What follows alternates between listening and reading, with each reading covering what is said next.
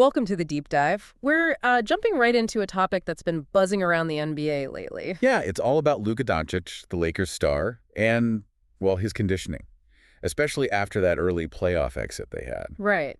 And we've got a few sources we're digging into here. There's a Yardbarker article, which references a Sports Rush piece. And the really interesting part, some comments from Kevin Garnett on his podcast, KG Certified.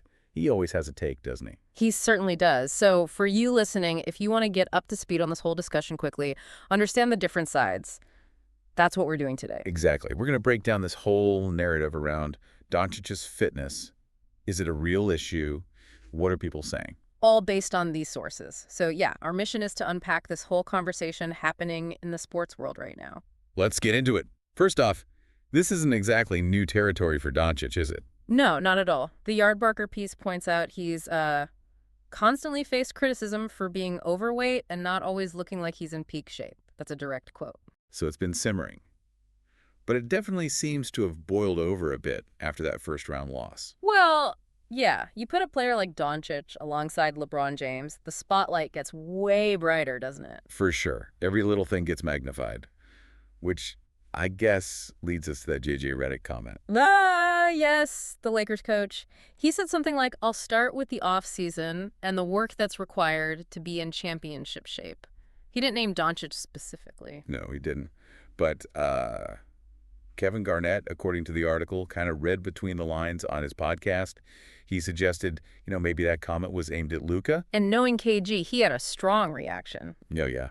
The article says he was not here for the slander. He really pushed back. How did he defend him? Well, apparently he did a bit of an impression of Luka, which sounds pretty funny. Okay, what did he say? Something like, you want me to do a quadruple double, my friends? You want me to come in here with a bunch of muscles? You see my guy in Denver? He has no muscles. You see what he's doing? I'm killing the league. I'm top 5 in the league. Wow. So he's bringing up Jokic there. And just for anyone listening, a quadruple double that's hitting double digits in 4 stats like points, rebounds, assists, steals, super rare. Exactly. Very rare. And the article mentions Garnett was being both funny and dead serious.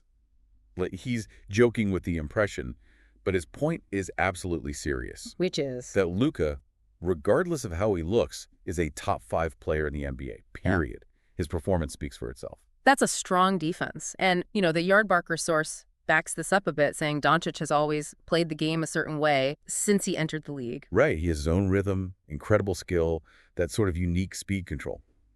It just works for him. And thinking back, didn't he lead the Mavericks to the NBA Finals just the year before? He did. And the article makes that exact point back then. No one batted an eye at his fitness. It wasn't the conversation.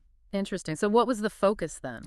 The concern then, as the article notes, was more about Luka's defense, not his conditioning. So why is conditioning the big topic now? What changed? Well, the sources seem to point to 2 main things. One, the Lakers losing in the first round, especially after a pretty decent regular season. Okay, that makes sense. Disappointment leads to scrutiny. And 2, the LeBron factor. Playing alongside James just ups the ante, ups the expectations. Everything is under a microscope. Right, the pressure cooker analogy again. Exactly. And the Yardbarker piece even briefly mentions, sort of vaguely, that there was some belief fitness might have been a factor in a past trade involving Doncic. Doesn't give details, but suggests it's not entirely out of the blue. Okay, so these concerns might have deeper roots. Possibly. But then KG brings in that Jokic comparison again, which is pretty powerful, isn't it? Yeah, the Denver Nuggets star. The article calls him someone who might not be in the expected shape, but is still ruling the league. And that's, like, the core of Garnett's argument. Jokic basically breaks the mold of what a dominant NBA player is supposed to look like physically. It really does challenge that traditional idea of peak physical shape, doesn't it? Totally. It makes you question if maybe those standards are a bit too rigid, And Garnett clearly thinks Doncic falls into that category of players who succeed despite not fitting the mold. Yeah, he's quoted saying, I don't think Luka's going to change. I think Luka is who he is. Luka came into the league. He doesn't play fast or slow.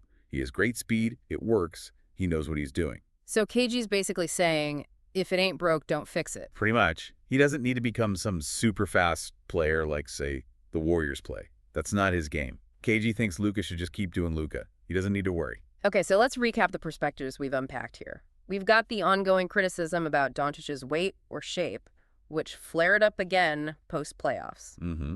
Then you have Reddick's comment about off-season work, which some people, like Garnett, interpreted as potentially being directed at Doncic. And countering all that, you have Kevin Garnett's very vocal defense, pointing to Doncic's elite performance, his unique style, and using players like Jokic as examples. Right. It highlights how performance can sometimes, maybe often, outweigh traditional physical benchmarks in sports. What looks fit isn't always what is most effective.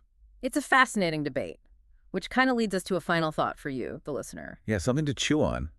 Given these examples, like Jokic and KG's strong stance on Doncic, does the way we traditionally think about peak physical shape in basketball maybe need a rethink? Or is Doncic maybe just a brilliant exception? Is there still a fundamental truth to needing that top tier conditioning, and maybe it could catch up to him eventually? It's definitely an interesting question to consider about elite athletes and what truly leads to success. Absolutely. Well, thanks for taking this deep dive with us today.